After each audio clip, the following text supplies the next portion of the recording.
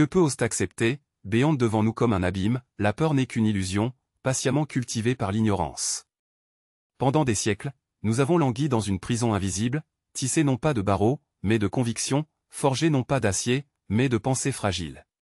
Chaque jour, nous avançons à tâtons dans le brouillard de nos propres angoisses, convaincus que le monde extérieur est la source de nos souffrances.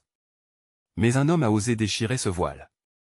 Sa sagesse est restée cachée, non pas parce qu'il s'exprimait dans un langage ésotérique ou qu'il aspirait à l'oubli. Non, sa pensée était trop radicale, d'une libération vertigineuse, mortellement dangereuse pour l'ordre établi. Son nom est Jean-Luc Dupont, philosophe, artisan, ermite, banni de sa communauté natale à l'âge de 23 ans pour des idées hérétiques, selon d'autres. Ce que les hommes ont rejeté, l'univers l'a conservé, comme une pierre précieuse. Jean-Luc Dupont a percé un mystère que seuls les plus grands mystiques ont effleuré. Il a trouvé un moyen de vivre sans peur, non pas en fuyant la réalité, mais en la regardant en face avec une clarté désarmante.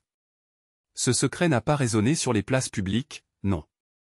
Il a été habilement tissé dans les lignes de ses œuvres, voilé par la logique, caché dans les replis de l'esprit. Seule une poignée de personnes a pu en déchiffrer le véritable sens. Aujourd'hui, nous allons lever les voiles. Nous allons fouler une terre que la philosophie moderne évite soigneusement.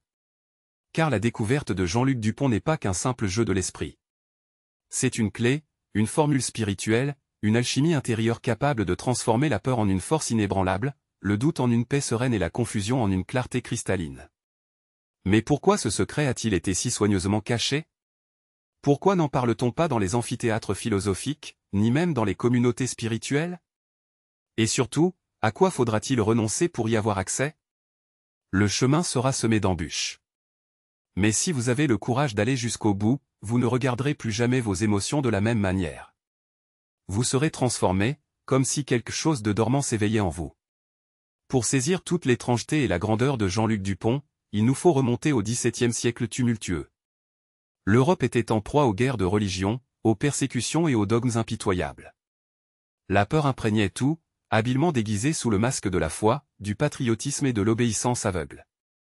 C'est dans le chaudron bouillonnant de Paris, où la peur et le désespoir flottaient dans l'air comme un brouillard toxique, que grandit Jean-Luc Dupont. Il était le fils de juifs portugais qui avaient trouvé refuge en France, mais les racines de sa famille remontaient à l'époque de l'Inquisition et des persécutions. La communauté séfarade à laquelle il appartenait vivait avec le stigmate de l'exil, avec une suspicion constante envers toute autorité. Et voilà qu'à 23 ans, Jean-Luc s'attire la colère de ses propres pairs. Il est banni. Maudit. Rejeté. Effacé de la mémoire. Pourquoi? Pour avoir osé remettre en question les Écritures sacrées, pour l'idée subversive que Dieu n'est pas un être anthropomorphe, mais l'univers lui-même, dans toute sa grandeur et son infinité. C'est là que réside son grand secret. Jean-Luc Dupont n'était pas athée, comme l'affirmaient ses détracteurs. Il était mystique, mais un mystique rationnel. Pour lui, Dieu et la nature étaient inséparables, identiques. Il appelait cela Deus sive natura, Dieu, ou la nature. Dans cette idée apparemment simple se cachait une révolution spirituelle silencieuse mais puissante. Si tout est Dieu, alors il n'y a plus de séparation, ni entre le bien et le mal, ni entre la lumière et les ténèbres, ni entre vous et le cosmos infini. Mais ce n'est pas tout. Dans ses œuvres, notamment dans l'Éthique, son œuvre principale, écrite dans un style géométrique rigoureux, comme pour contourner l'œil vigilant de la censure, Jean-Luc Dupont développait une vision radicale et époustouflante de l'homme et de sa place dans l'univers. Jean-Luc Dupont est convaincu que nous sommes les prisonniers de nos propres passions, et que la raison en est notre ignorance. La peur, selon lui, n'est pas une punition céleste, mais simplement le fruit de l'ignorance. La vraie liberté n'est pas une volonté aveugle, mais la conscience des causes premières. En cela, la philosophie de Dupont est en résonance avec les enseignements ésotériques, comme la mystique soufie. Il prêche, à l'instar des sages des Védas, l'unité de tout ce qui existe, voyant dans le moi individuel un simple reflet du tout. Comme les alchimistes, il considère la transformation intérieure comme le but ultime de l'existence humaine. Mais contrairement à eux, Jean-Luc Dupont s'exprime avec une précision mathématique, avec une clarté glaçante. C'est peut-être pour cela qu'il a été si peu compris. Sa vision du monde est une gnose silencieuse, une connaissance secrète accessible uniquement à ceux qui savent lire entre les lignes. Il comprenait que la vérité, présentée brutalement, brûle, et que seule une âme préparée est capable de l'accepter sans se consumer. Mais pourquoi cette révélation a-t-elle été vouée à l'oubli? La réponse est simple, elle ne sert ni les dogmes religieux, ni le pouvoir politique. Une humanité libérée de la peur, consciente de son unité et de la parenté de tout ce qui existe, une telle humanité est impossible à contrôler. Elle n'a pas soif de pouvoir, elle ne cherche pas à asservir. Elle choisit la voie de l'indépendance, de la liberté intérieure. Et cela, comme nous le murmure l'histoire, est plus effrayant que n'importe quelle lame. Jean-Luc Dupont. Son nom semble effacé d'une ardoise de mémoire, relégué dans un coin poussiéreux de la philosophie, présenté comme un logicien sec et insensible. Oublié. Oublier ces lignes imprégnées de béatitude, de joie divine, de liberté intérieure et sans entrave.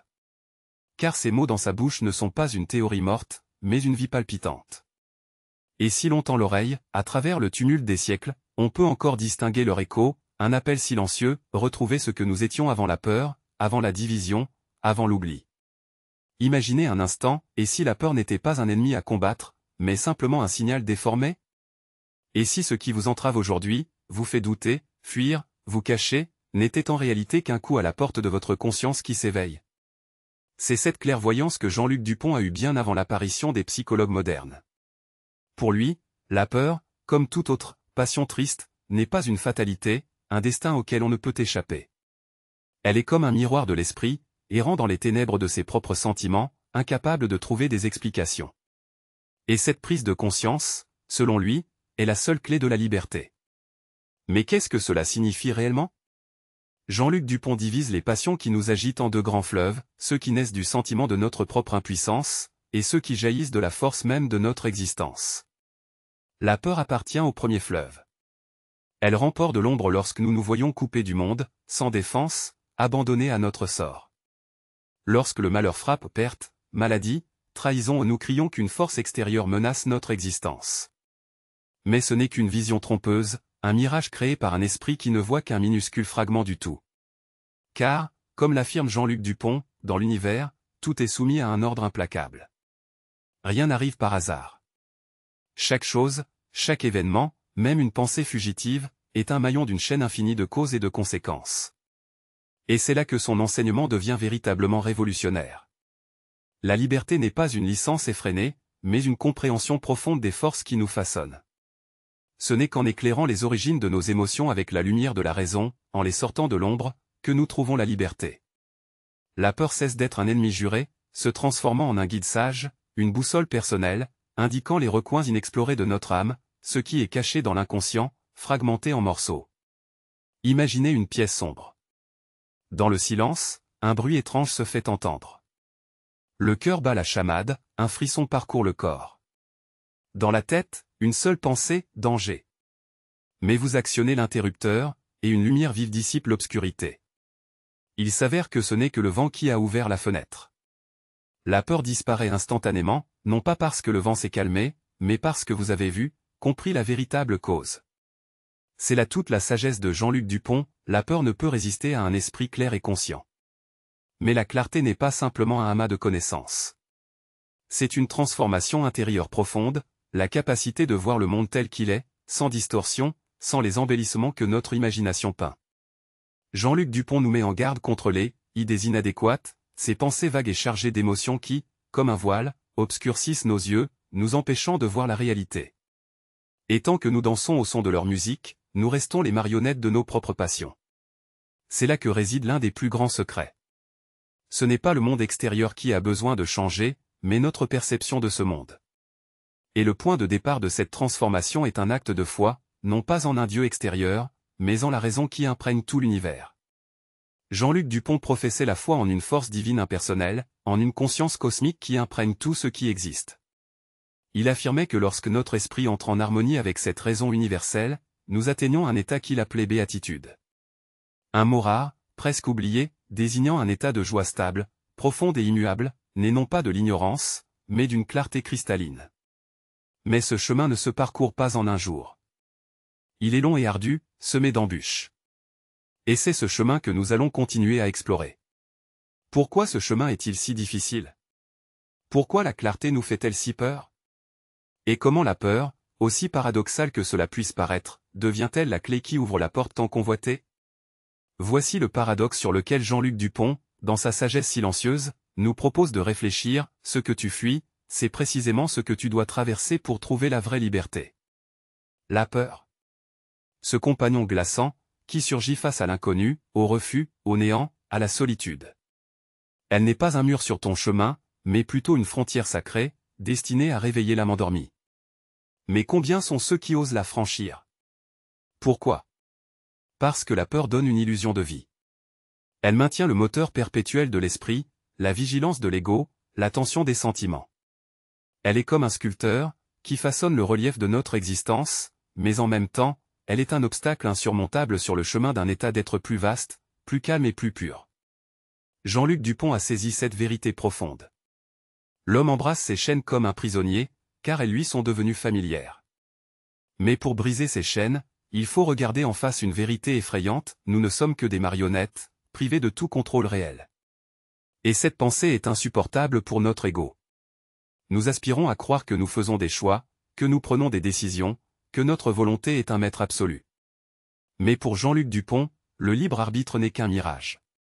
Il écrit avec la rectitude d'un chirurgien, les hommes se croient libres parce qu'ils sont conscients de leurs actions, mais aveugles aux causes qui les produisent. Ces mots sont comme des flèches lancées, ils transpercent le reflet flatteur que nous nous sommes créés.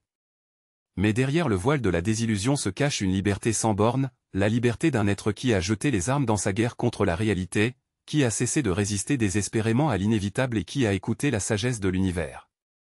C'est là que Jean-Luc Dupont trouve une affinité avec les mystiques orientaux. Dans le Tao Te Ching, il est sagement dit, celui qui sait ne parle pas, celui qui parle ne sait pas.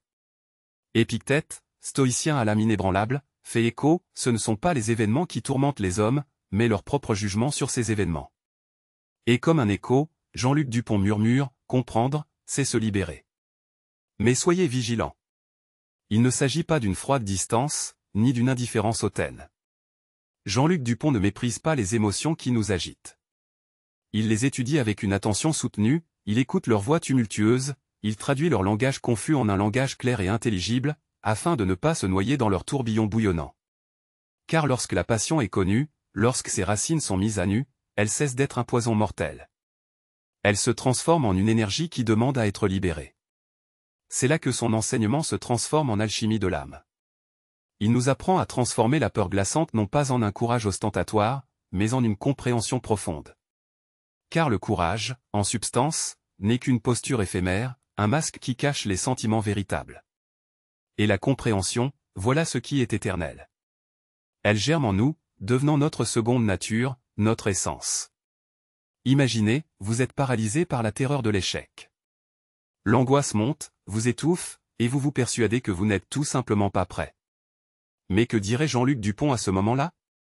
Il vous exhorterait, regardez votre peur en face, ne vous détournez pas. Demandez-vous, quelle est la partie vulnérable de moi qui est actuellement en danger? Quelle conviction me pousse à m'accrocher autant au résultat? Quelle illusion est-ce que je tente désespérément de préserver? Et voilà, un tournant se produit.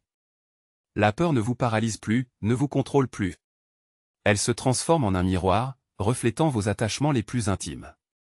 Et chaque reflet aperçu, chaque attachement conscientisé, est une chaîne brisée, un pas vers la libération. Pourquoi personne ne vous en a parlé avant? La réponse est simple, une telle liberté ne se vend pas. Elle n'apporte ni argent, ni pouvoir sur les autres. Elle rend les gens indépendants, imprévisibles, apaisés au plus profond de leur âme. Et un homme qui a trouvé la paix en lui-même est une menace pour les systèmes fondés sur la peur. Le grand silence qui entoure le nom de Jean-Luc Dupont n'est pas dû à la complexité de son langage ou de son style. Il naît de la puissance transformatrice de son message. Un message si simple qu'il en devient révolutionnaire. Tout ce qui existe est Dieu. Comprendre Dieu, c'est comprendre l'absolu. Mais aurez-vous le courage de regarder la vérité en face? Êtes-vous prêt à accepter une réalité où il n'y a pas de place pour le hasard, où même votre peur n'est qu'un fil dans la tapisserie impeccable de l'univers? Si oui, alors vous êtes au seuil d'une révélation. Il est temps d'incarner la sagesse dans la vie, car la vérité qui n'est pas incarnée dans l'action n'est qu'une idée sans vie. La philosophie n'est pas un jeu d'esprit abstrait, c'est un exploit spirituel, l'art de voir l'essence des choses. Jean-Luc Dupont ne cherchait pas seulement à nous apprendre à penser, mais aussi à vivre différemment. Son enseignement est un art sacré de transformation de la vie. Comment appliquer cette sagesse? Comment trouver l'intrépidité à la lumière de la vérité? Le premier pas est le plus difficile, observez sans juger. Lorsque la peur lève la tête, ne vous précipitez pas pour la combattre ou la fuir. Immobilisez-vous, regardez-la en face, ressentez-la, acceptez-la comme une partie de vous-même. Et posez-vous une question simple, mais toute puissante, qu'est-ce que cette peur essaie de me révéler? Quelle partie de moi s'accroche encore à des illusions? C'est le début de la transformation. Jean-Luc Dupont nous encourageait à disséquer nos émotions comme des équations complexes. Car une émotion comprise est déjà une émotion sous contrôle, et le contrôle sur l'émotion libère une énergie colossale. L'étape suivante consiste à creuser jusqu'aux causes premières. La peur n'est souvent que le fruit de pensées fragmentaires, d'une chaîne logique interrompue. Nous ne voyons que la pointe de l'iceberg, en négligeant les causes profondes. Chaque fois que vous sentez la peur vous paralyser, posez-vous les questions suivantes: d'où vient cette pensée? Qui l'a semée dans mon âme? À quoi réagit-elle? En traçant les origines de votre perception, vous vous réappropriez le rôle de créateur de votre monde intérieur. Vous restaurez votre souveraineté. La troisième étape consiste à cultiver la connaissance active. Jean-Luc Dupont méprisait l'accumulation passive de connaissances, la lecture, la collection de faits, la théorisation.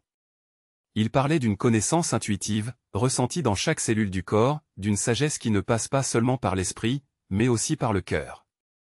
Et cette sagesse peut être cultivée par un simple exercice. Chaque soir, avant de vous plonger dans le sommeil, choisissez une peur qui vous a tourmenté pendant la journée. Imaginez-la devant vous, comme un objet tangible.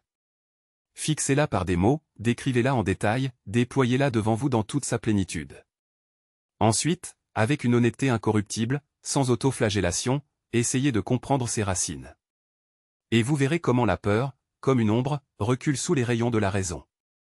La quatrième étape est la contemplation de l'univers dans son unité. Jean-Luc Dupont affirmait, plus notre esprit pénètre profondément dans l'indissolubilité de la réalité, plus il devient serein. Pour cela, il est nécessaire de cultiver en soi une vision globale, cosmique. Trouvez des moments chaque jour pour vous plonger dans la contemplation du monde environnant, dans la magnificence de la nature, dans le rythme des cycles, dans l'harmonie des formes. Répétez-vous, c'est aussi une manifestation du divin, c'est nécessaire, cela fait partie de moi. Ce n'est pas un rituel religieux, mais un acte de clarté sacrée.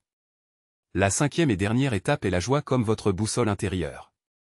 Jean-Luc Dupont voyait dans la joie non pas un plaisir éphémère, mais un signe certain que votre existence est en harmonie avec sa véritable nature. Par conséquent, posez-vous plus souvent la question, ce choix renforce-t-il ma force vitale? M'élève-t-il ou, au contraire, me paralyse-t-il? Cette distinction est une manifestation de sagesse pratique. Car ce qui élève l'âme, donne la paix à l'esprit, et un esprit paisible dissout la peur.